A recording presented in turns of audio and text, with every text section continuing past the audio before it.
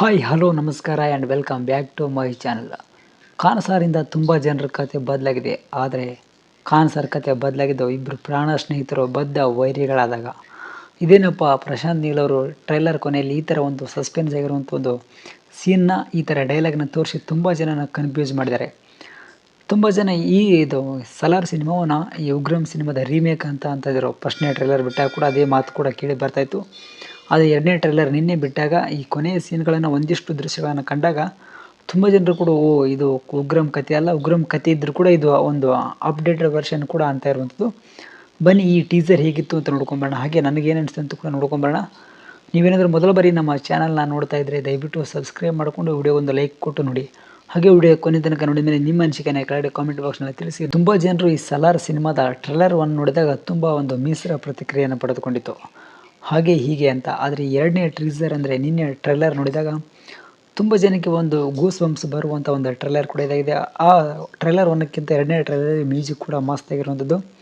ಏನು ಕತೆ ಏನು ಡಿಫ್ರೆಂಟ್ ಆಗಿದೆ ಅಂತ ಒಂದು ಹೇಳುವ ಟ್ರೈಲರನ್ನು ನಿನ್ನೆ ಚಿತ್ರತಂಡ ಬಿಟ್ಕೊಟ್ಟಿದೆ. ಪ್ರಶಾಂತ್ ನೀಲ್ ಕೂಡ ಈ ಉಗ್ರಂ ಸಿನಿಮಾನ ರೀಮೇಕ್ ಮಾಡ್ತಾಯಿದ್ರೆ, ಒಂದು ಅಪ್ಡೇಟ್ ವರ್ಷನ್ ಕೊಡ್ತಾಯಿದ್ದಾರೆ ಅಂತ ತುಂಬ ಜನ ತಮ್ಮ ಅನಿಸಿಕೆಯನ್ನು ಹೊರಗಡೆ ಹಾಕ್ತಾಯಿದ್ರು.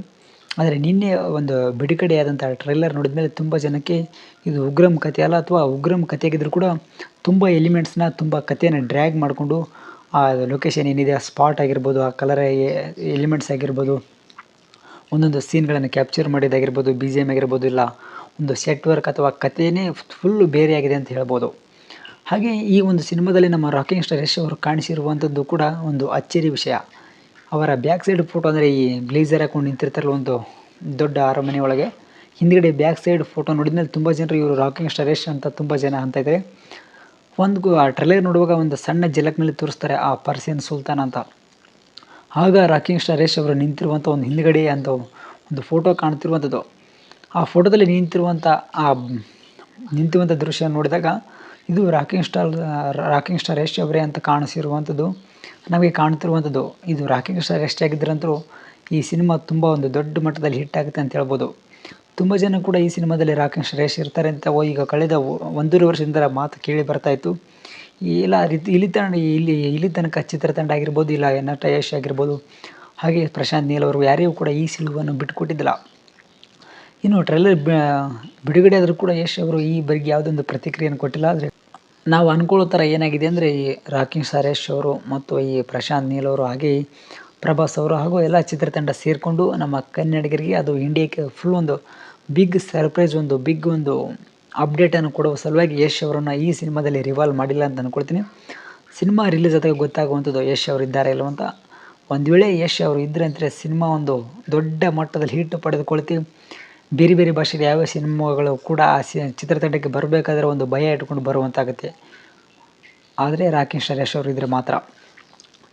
ಒಟ್ಟಿನಲ್ಲಿ ಟ್ರೈಲರ್ ಮಾತ್ರ ಸಖತ್ತಾಗಿದೆ ಅಂದ್ಕೊಳ್ತೀನಿ. ಒಂದು ದೊಡ್ಡ ಬಿಗ್ ಬಜೆಟ್ನಲ್ಲಿ ಮಾಡಿದೆ ಅಂತ ಹೇಳ್ಬೋದು. ಆ ಮ್ಯೂಸಿಕ್ ಆಗಿರ್ಬೋದು, ಬ್ಯಾಕ್ಗ್ರೌಂಡ್ ವರ್ಕ್ ಆಗಿರ್ಬೋದು.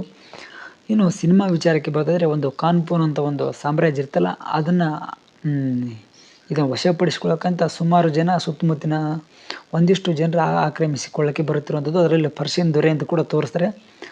ಒಂದು ವೇಳೆ ಪರ್ಷಿಯನ್ ದೊರೆಯಾಗಿ ರಾಕಿಂಗ್ ಸ್ಟಾರ್ ಯಶ್ ಅವರು ಬಂದರೆ ಅವರು ವಿಲನ್ ಆಗಿ ಬಂದು ಮುಂದೆ ಏರಾಗ್ತಾರೆ, ಅಥವಾ ವಿಲನ್ ಆಗಿ ಬಂದು ವಿಲನ್ ಆಗಿರ್ತಾರೆ ಅಂತ ಕೂಡ ತುಂಬ ಜನಕ್ಕೆ ಒಂದು ಡೌಟ್ ಆಗಿರುವಂಥದ್ದು.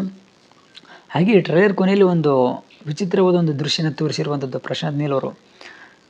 ಟ್ರೈಲರ್ ಒನ್ ನೋಡಿದಾಗ ಅಂದ್ಕೊಂಡಿದ್ರು ಇಬ್ಬರು ಕೂಡ ಈ ವರದಾ ಮತ್ತು ಈ ದೇವ ಇಬ್ಬರು ಕೂಡ ಗುಡ್ ಫ್ರೆಂಡ್ಸ್ ಆಗಿರ್ತಾರೆ. ಈ ವರದಾ ಕರೆದಾಗ ದೇವ ಎಲ್ಲಿದ್ದರೂ ಕೂಡ ಬಂದು ಅವನ ಸಹಾಯಕ್ಕೆ ನಿಂತ್ಕೊಳ್ತಾನೆ ಅಂತ ಕೂಡ ಜನ ಅಂದ್ಕೊಂಡಿದ್ರು. ಆದರೆ ಟ್ರೈಲರ್ ಕೊನೆಯಲ್ಲಿ ಇಬ್ಬರು ಕೂಡ ಪ್ರಾಣ ಸ್ನೇಹಿತರು ಯಾಕೆ ವೈರಿಗಳಾಗ್ತಾರೆ ಅನ್ನೋದು ಒಂದು ವಿಚಿತ್ರ ಆಗಿರುವಂಥದ್ದು. ಒಂದು ಸಿನಿಮಾದಲ್ಲಿ ಯಾಕೆ ವೈರಿಗಳಾಗ್ತಾರೆ ಅಥವಾ ಏನಾಗುತ್ತೆ ಅಂತ ಕೂಡ ನೋಡಬೇಕಿದೆ.